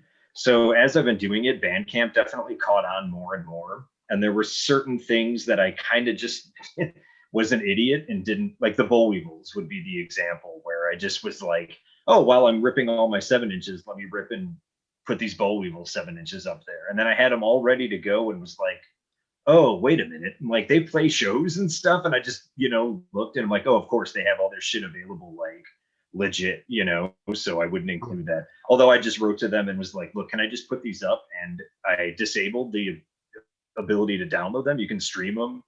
And then there's a link in there, just like go to the Bull Weevils Bandcamp and you can get them legit, over here if you want to download them. So when you download the entire discography, it doesn't include any of that stuff. So I don't know. I don't know if people realize that, but that's just a little quirk. But yeah, there's like, counting all that, there's like I don't know, it's over 500.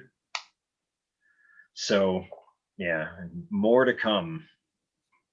Yeah, I'm sure. I know I got some stuff I got to send you, and I'm sure you got hundreds of albums coming your way from others. Now doing that, was there anything you kind of realized is what I think is interesting is, you got all these different scenes that people recognize, as and I do think Chicago kind of falls under the radar, and some of it's generational. You got like, the effigies, Naked Ray Gun kind of thing. And you have some, thrash bands and some pretty good death metal bands, which is a completely different aspect of Chicago in general. But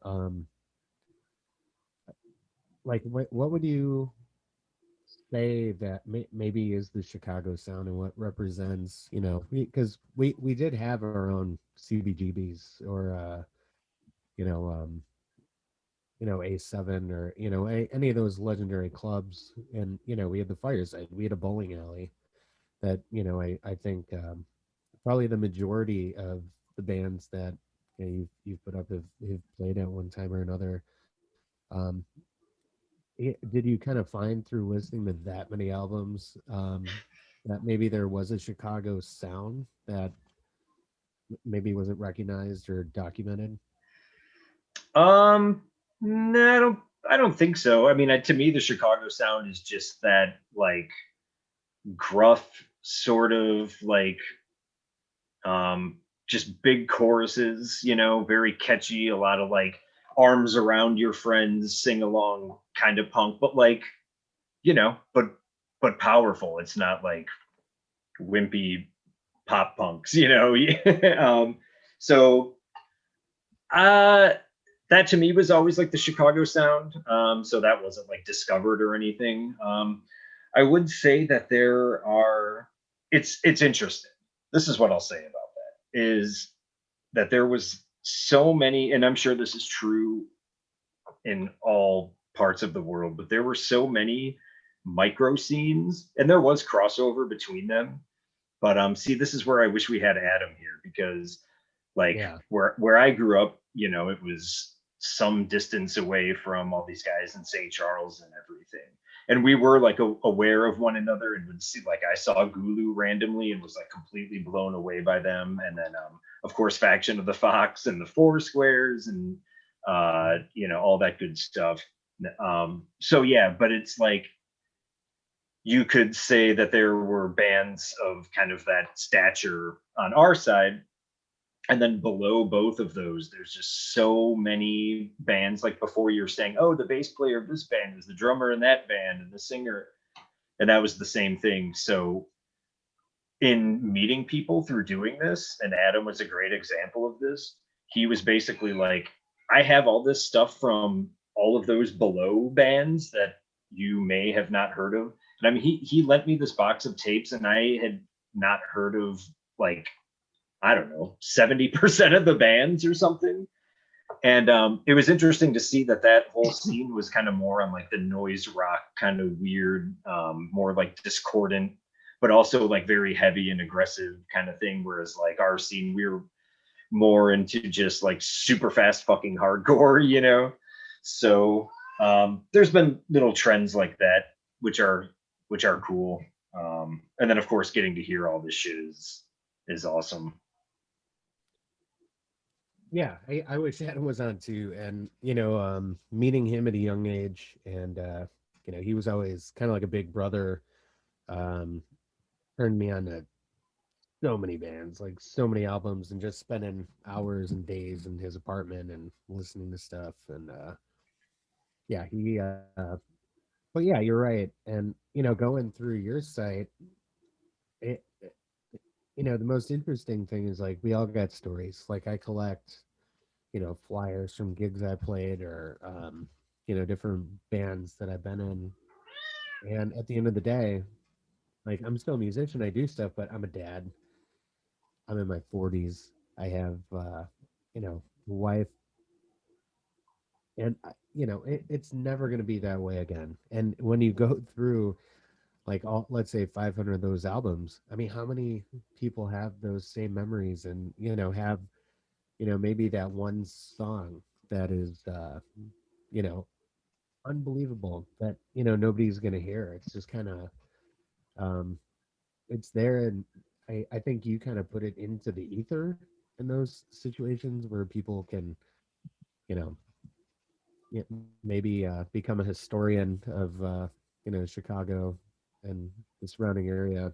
um Well, that that I do like that aspect of it, like the research aspect, people being able to find shit about these bands. Dude, you would not believe how many of these things I put up there that aren't on Discogs. It's crazy.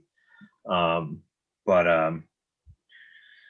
yeah, I mean, there's been several times, basically every time I get an email where somebody writes to me through the Bandcamp page, I it's, I brace myself for it being the email where it's somebody like, "This is not cool. Like, I do not want my band stuff up here. Whatever."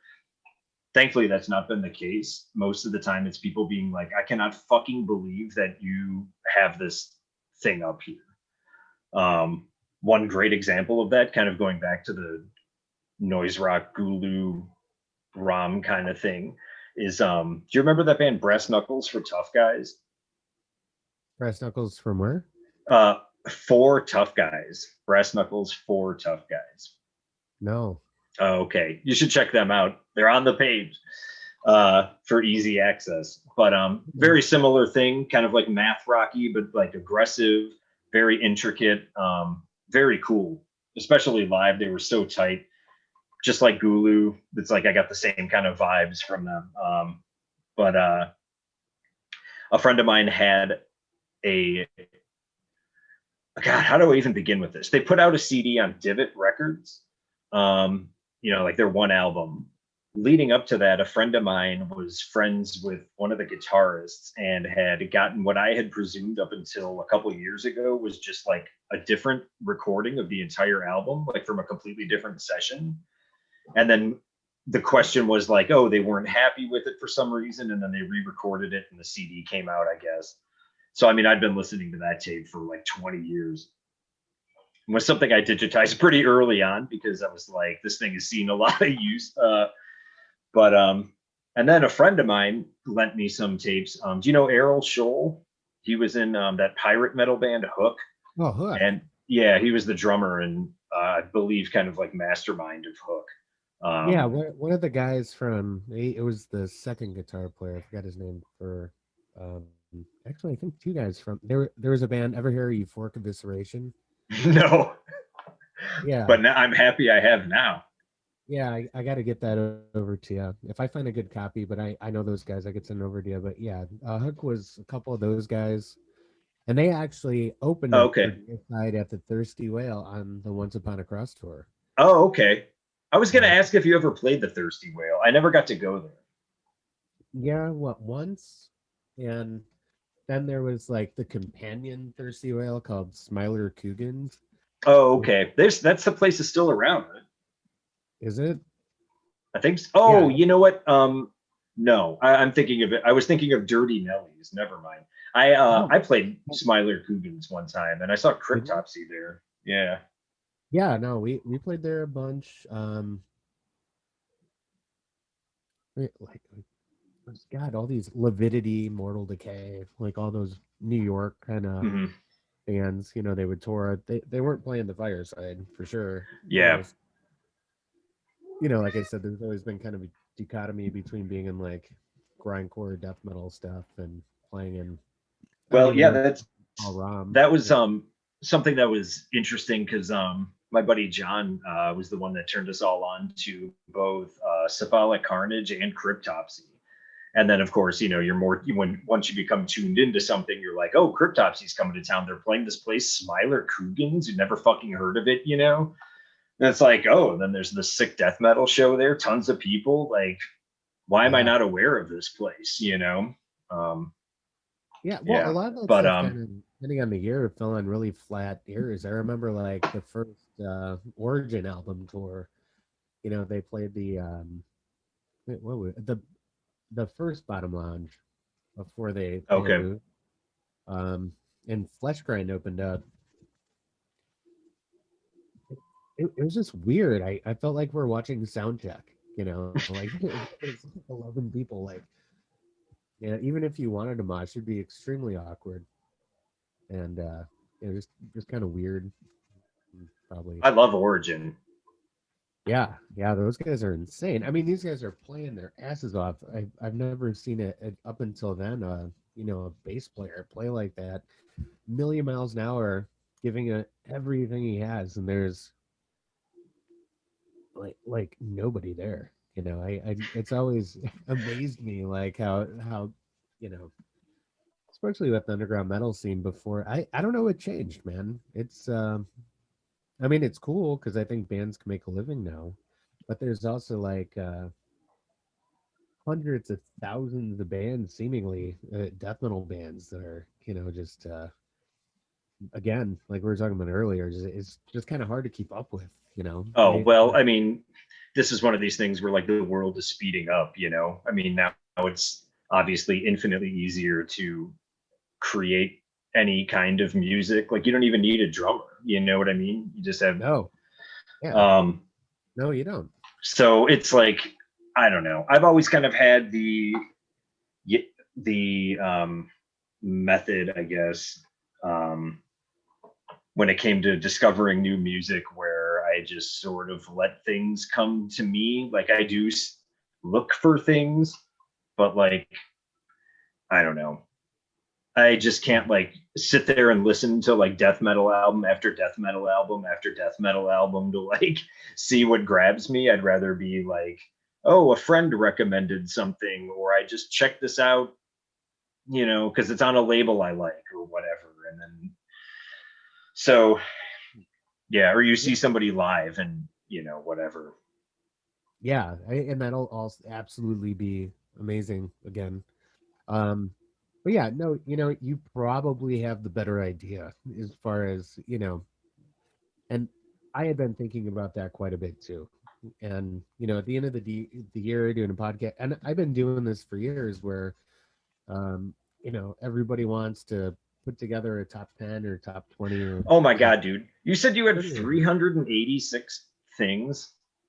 Yeah, that's what I broke it down to. But I was cataloging it as I went, and it became like an obsession. Like I didn't want to miss anything, you know. Um, and I was trying to. It's like mining, like trying to find gems. And Yeah. I just but get burnt out. yeah, no, I do. Actually, this year has been more of I'm gonna chill, you know. And what I'm missing, and I thought I'd flip it a little bit because growing up, and when you got an album, you had to make a decision to buy that album. If it wasn't a local band that you just saw, or as a kid, if you're gonna buy, should I buy, uh, Tesla, uh, or should I buy, yeah, whatever it was, or you would make like a decision. Meet the Reb, what is that? Skinny Puppy, what's that? Or like, and you'd see the album cover and you'd make a determination, based on it being, the art, the names of the songs. You'd look, Right. is it at Rockefeller Plaza or is it some, obscure thing, and then you remember that obscure thing, and you pick up another album, and there's like a relative, and but you had to be invested, and even if you kind of like the album, you would listen to the whole fucking album like over and over, and really digest it. Oh You know, yeah, that's funny you mentioned that because we actually just got back from a wedding, so of course we were hitting record stores in other cities and came back with a bunch of crap. But awesome. yeah, but that's I'm totally guilty of that, especially when I'm just like sitting here doing homework. I just play like the same side of a record like twice before flipping it usually, and just like listen to the same thing. There's a one time we had a my wife's probably gonna laugh in the other room as I say this, but I had a Bo Diddley record and I just kind of kept playing the same song or the same side over and over again, and she was like, we actually both got sick of it, but that's a time where it kind of like didn't work out so well. But yeah, that's just to put emphasis on your point. Yeah, really try to like listen to it. My big thing was usually ordering stuff out of Maximum Rock and Roll, like from random labels and stuff. That was kind of same idea though, just looking at like the one sentence that they would write in the picture, if it had like an inverted cross on it or not. Yeah, yeah, And then yeah, send my well concealed cash. That was usually the method. And then we go to Reckless when we could get there. yeah, dude. Same thing, man. And yeah, and you would go, with your buddies, and you were both looking forward to like driving into Chicago, like going to the record store, and I got $40. Like this is Oh what I yeah. got. So I got lunch, I got gas, and I got a discount album, and I could buy one actual legit re-release. You know? Oh, that's funny. I want to finish the brass knuckles for tough guys thing real quick, Yeah, just go so we ahead. don't like. Yeah, But so the guy from Hook gave me like or lent me a bag of tapes and stuff to include on this Bandcamp page, and one of them was a demo from this band that I had I never knew it existed, and I've considered myself to be a pretty big fan when they were around. Somehow that had escaped my notice, but so yeah, so my mind was blown. So I uploaded it, and then three of the four members, completely independently of one another, over the course of like the next maybe like 6 months, all emailed me and were like, "How the fuck do you have a copy of this thing? Like, where did you get this? Like, I had one and then lost it, that kind of thing." And I was just like, "Okay, that this is of what the it's all Hook about." album. What's that? Was it the Hook album you're talking about, or the? No, it was a brass knuckles for tough guys Oh, the demo, Brass Knuckles. like Okay. some thing that came in this like elaborate box that they had released before the CD. Oh, and then I had asked them like, what was the deal with this other recording? And it turned out just to be alternate takes, but from the same session. They just chose different takes for the CD that came out. And that was like one of the guys too was like, "How do you have these alternate takes?" I'm like, "Ah, a buddy of mine got them from one of you 20 years ago." That's amazing. That's amazing. Yeah, it was hilarious. Speaking of having a budget and macabre, I went record shopping once when I was probably like 16 with my buddy Mike. He drove downtown and we hit I don't know if it was the first place we went to, but we went to oh my god, I believe it was Dr. Wax. That was the place on Clark Street. I'm almost positive that was the name of it. But and their new arrivals, I had like I think it was like 30 or $40 was my budget. I'm like, okay, I can get a record and like something to eat. Yeah. And in their new arrival, they had two macabre records. They were like $15 each. And I was like, oh my God, I need to buy Not these. eating. And yeah, no, I think I just like begged my friend to lend me $5 so I could get a hot dog or something. He knew I was good for it. But it was just like the first thing I saw. So then, I had to ride around the rest of the day and just look at stuff. Totally worth it. Dude, they are such nice dudes too. Oh yeah. Yeah, I think I've played with them 4 times, maybe 4 shows. I Oh, actually got okay, a cool. poster on my wall right here with one of my old bands with Macabre and Usurper. Oh, okay. You remember those? And Oh that yeah. one, yeah. But we played the Metro and backstage. What's Dennis, right? The singer's name? The Yeah. singer is Lance. Dennis is the drummer. Lance. Dennis is the drummer. Yeah. Yeah. It Corporate was Death. corporate death, man. Yeah. That shit is so sick. But we were back there and he was so gratuitous, man. So nice. He got this brand new custom made scallops guitar. And he's Okay. like, I'm like, that's awesome. And he's like, yeah, just hold on to it, play it for a while you're back here. What, it was scalloped? Yeah, like the Yngwie Malmsteen, Oh, okay. In between the frets, like. yeah. So like it's you got your frets and it's usually flat, like it's dug Mhm. out. So when you Right. press Okay. down on I've it, seen that. instead of Yeah. yeah, I don't know. So wait. So I'm sorry. So what is the benefit of that? Um, it, like instead of like pulling to like vibrato, like you Mhm. can do like just pressure up and down the string Oh, okay. Okay. to That's cool. yeah. I don't know. I never had one, but just Hmm. the coolest guys ever. And actually, Usurper, we used to play at the old Zenith building. Was our rehearsal space up on Kedzie and North Avenue, and Usurper was right down the hall. And the coolest guys ever. We would hang out with them quite a bit. Um, but I think I told you about that new U.S. black metal book that came out. I think Decibel pressed it. Oh yeah, I saw about that. Did you get it? ESPN.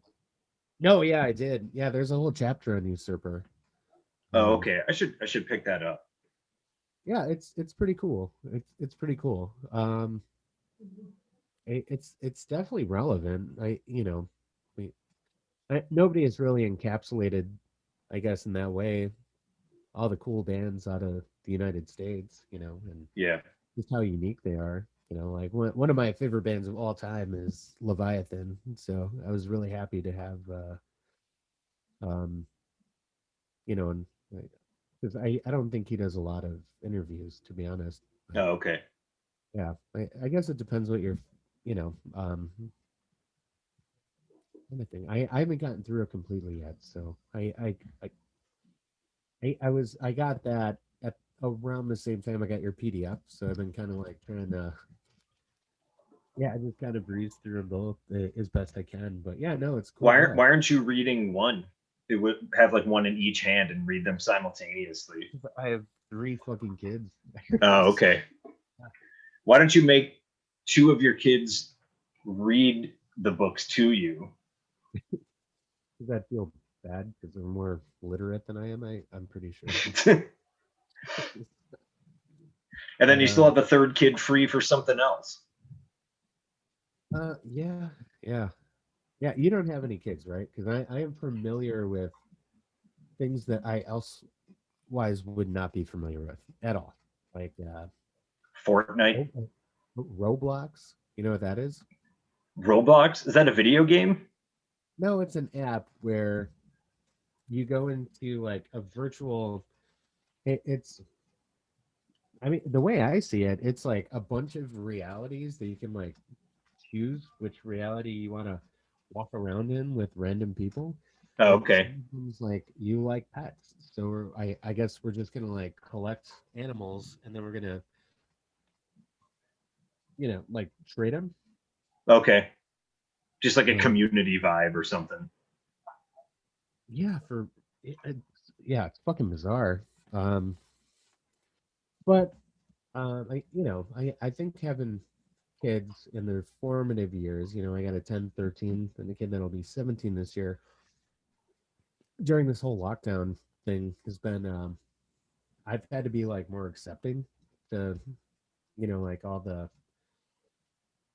you don't want your kids several hours like on a video game or a tablet, or I don't think most adults should probably do that also, but this has been kind of unique, I would say. Put it Yeah. I mean, full disclosure, I've always been a huge video game fan and still am to this day. But it's because of life, even without children, and just like sanity reasons. It's very rare that I play for like more than, I don't know, 2 hours. Like I have my kind of regular meetup with my buddy, to do that all day, it's just like as bad as anything else. Even as much as I love them, it's hard for me to say it. No, it's cool. I've actually bought games that are still like in wrappers. Um, that I planned on playing, to be like, all right. And when the systems came out, because I really I loved my Atari and my Nintendo, and then I didn't buy anything until, well, we had a Commodore. That was cool. And then the first Xbox, I bought that because I wanted to, like, I think I wanted to fit in, you know, like everybody seemed like very excited about it.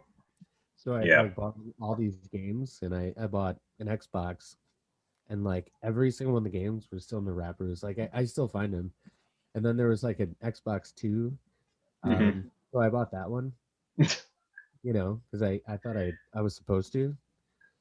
So like I kept buying Xboxes, and then as soon as I'm like, this is kind of a waste of money. Um, had kids that wanted the new Xbox, so I I have a collection of Xboxes, and but they actually play them. Oh, I mean, like I'm sure you have a ton of fun games to play. Doesn't matter that they're old. Yeah, well, I want to find that. You remember when the Iron Maiden game came out? No. There's an Iron Maiden video game. Huh. I think it's Xbox One. That's Um, interesting. I yeah, have I think video it. game like historian friends right now. Hopefully they see this and they're like, oh, they know the name of it, and we're just like, I don't know. Well, what I was looking for, oh, I was so mad because I saw it in the window of the video game shop, and it was like a game player magazine, or whatever, Hmm. iteration of that kind of thing is, and it was in the Game window. Informer. Yeah. Yeah, yeah, okay, that sounds accurate. But it had Iron. It was like the Iron Maiden video game playbook, and it had Eddie on the cover, and it was Oh, all. okay. Fuck. Yeah, it was $20. I had it in my pocket, and um, I got there a little late that day, and then the next day I went there and it was gone. But that would be a good collectible, I think, to find. I That think sounds it's called. hilarious. It's I think this, yeah, like it was right around the time they put out that Blaze Bailey album. Okay. The X See, Factor, you know and what? That's going back to what we were talking about before. That's like another one of these gateway drug bands that I completely missed the boat on is Iron Maiden. Although I will really, say that yeah, like their studio albums, I own Power Slave just because I got it for cheap at some point. Like I almost never listened to it. that's fair. But I had or have a friend that as far as I know still loves Iron Maiden. And when I was doing freelance writing stuff, one of the shows I reviewed for the Sun Times was some Ozfest. It was actually with like the original Sabbath lineup. They were the headliners, but direct support for them was Iron Maiden. And Oh yeah, I think it was like the third one. I think, didn't Priest play that one too? Is that the same?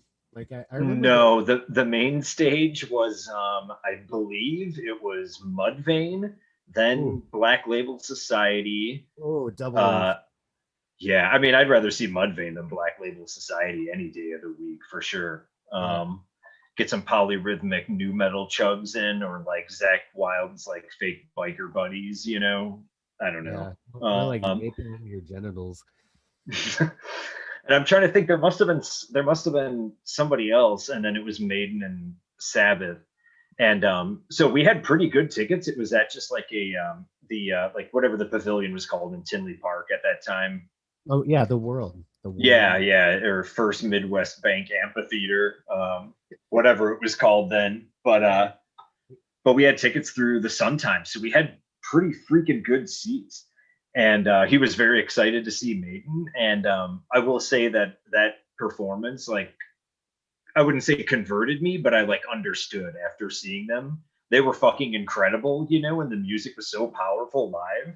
Okay. And then to me, it's like, okay, you put on the album, and it's like, yeah, and I saw them live one other time after that, and they were incredible again. So it's like I get it, but I don't have like Iron Maiden nostalgia or anything like that. Can I make a suggestion? Because Yeah, please. like when Power Slave, like I bought that one, I had Number of the Beast. Um, and actually my first Maiden album, it wasn't like that 55 years old or whatever, but I found a discount tape of the first album, with the original singer, right? Hmm. Um, and that was really cool because they had that same kind of first Motley Crue album thing that we're talking about.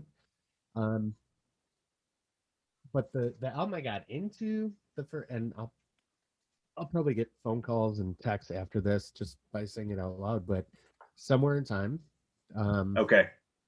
because how should I put it? I think if people think about it, they'll agree with me. It's kind of like people that don't like the I like all the David Lee Roth, Van Halen albums, but 1984 was the one that like Jump and Panama and all that stuff, Hmm. and it had that keyboard kind of Yeah. like it's that album, but it's so catchy. Like everything is good. And then I would Okay. go, and if you don't like that one, go back and forth. I would say Brave New World, their Okay. comeback album. And actually that one has like just this friendship vibe, not like a gang vocal hardcore band. Obviously that'd be odd for them, but like That I'd love to like hear. but like yeah. So it'd be like if it kind of reminds me of Braveheart, like, but I don't know, like everything's like brotherhood, but again, not like Oh, okay. the I Whitney get the vibe. thing. I get the vibe you're saying. Yeah, but try those United. two. And then going back to Power Slave, now I love that album, but it wasn't really my cup of tea, to be honest with you. I preferred the Paul Diano stuff, free because it was more of like a punk rock kind of vibe. Hmm. It wasn't so 70s rock, it was more like powerful punk with like Thin Lizzy kind of Yeah, and guitar. that's something I always kind of forget about them too, is that their sound changed, and I mean, their Yeah. discography is so insane. Like, I don't even know. I just have Power Slave because it happened to like come across my path, and, you know. No, yeah. Not vinyl, you still own that. Now it is 12 o'clock, and I know that, Oh yeah. you probably want to get moving, but I really appreciate talking to you. I really appreciated talking to you the other night too, Yeah, and man. I mean, I could BS about this shit, I can't do. Yeah, whatever. yeah, it was a rough start because I was like kind of in a Comcast. bad, yeah, a bad headspace. I got on angry, and then it just seemed like AC's computer situation was, um, I really wanted him to be on too for obvious reasons, especially once we start getting into the local music thing and get his insight on things. But it was great talking to you, man. Yeah, man. Thank you. You too. But we'll put the links up. Is there anything that maybe we didn't touch that you would want to get out there and express, or Mm, I don't think so. Um, just be a nice human being. be a nice? Yeah, that's good. I haven't heard that one yet. I haven't heard that one. That's a great idea, though. That's all I got. All right, brother. Well, yeah, call me or reach out whenever. As I get stuff and I'm motivated to get some stuff over to you. I will. And Oh yeah, yeah. thanks for taking the time to do that. I can't imagine how many hours you put into uploading, and scanning covers of obscure albums that um, it's ex- extremely impressive to me that you do Thanks. that. Hey man. Uh, It's a labor of love. That's why I sit there and listen to like side two of Power Slave 6 times in a row and scan Gulu 7-inch sleeves. It's fine. yeah. Well, if I think of anything that maybe Adam gave me that he forgot about, it's just like everything is in 100 boxes, and Yeah. I mean, to you know, use a library science vocab word, because that's the headspace I'm in right now, is grad school, is what they call a backlog in archives. And I've yeah, just got like piles of shit up. Well, not, I have like a stack of 7 inches behind me that I'm like, need to do. And then I had Adam's box of tapes, which is done now. And then I have this other bag that somebody let me. The basic, like, just to touch on this real quick, the basic, like, workflow, I guess, is I was just kind of going through my 7 inches. And then as people would lend me stuff, I would just kind of like bump those to the front of the line. Now it's interesting that there's a lot of more like born digital material, things that were just ripped from CDs that people have, and you can send them very easily through digital channels. So it's been pretty cool, like in terms of just like the outreach aspect, where people seem like they're into it and they want to contribute, and that's sick. So I guess if anybody is watching this that has contributed, I appreciate it very much, and so yeah. do a lot of other people, I Well, I think. can tell you this: we don't have a huge fan base, working on that, but the majority of the people that watch it are guys in Chicago area bands that are around the city. Perfect. Um, And if we'll make anybody's sure we have pissed, just email me. It's fine. yeah, but don't be a dick. Yeah. Be nice. And we'll put No, the it's link. cool. Yeah, we'll put the link in, and have all your info. And as people have stuff, please send it over to Dave so he can continue to catalog your shitty bands. Yeah. Alongside my shitty bands, to be fair. Yeah, no, and I did like what you sent me, but we could talk about that offline. I know it's midnight, so I don't want to keep you. That's That cool. was like the interview, but hey man, whenever you want to jump on, we'll keep in touch, and Cool. have a good time. All right, take it easy. Thanks for tuning in to the Pet Letter Omissions tonight. Appreciate you guys staying with us. We'll probably have to do some editing. I know Adam was trying to get on. I really appreciate your time, and I will say this: we are absolutely going to take 2 or 3 weeks off and try and reconfigure what we're doing here, because I think straight interviews maybe might be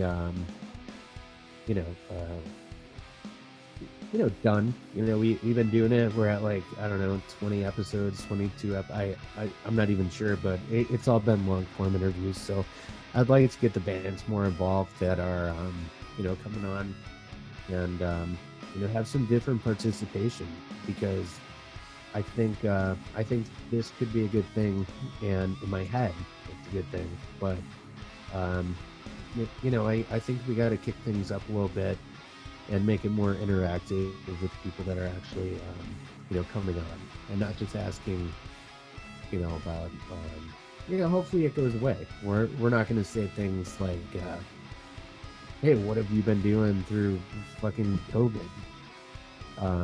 Especially bands that do get interviewed pretty often. I think we've been doing a pretty good job of getting bands on that aren't talked about. They're not local, just albums, bands I've appreciated. So we're gonna make it a little more. We're gonna make it a little less lackluster as far as content goes. So you have my commitment. We're gonna expand on that tonight. If the energy wasn't there for me personally, I spent the majority of my night on the phone with the internet provider, wondering why shit wasn't working. So I apologize for that, but please reach out to us on Facebook, Instagram, Dead Letter Omissions. I think we're on pretty much every platform, YouTube as well. So thanks, guys. Have a good night. Love ya. Take care of yourselves.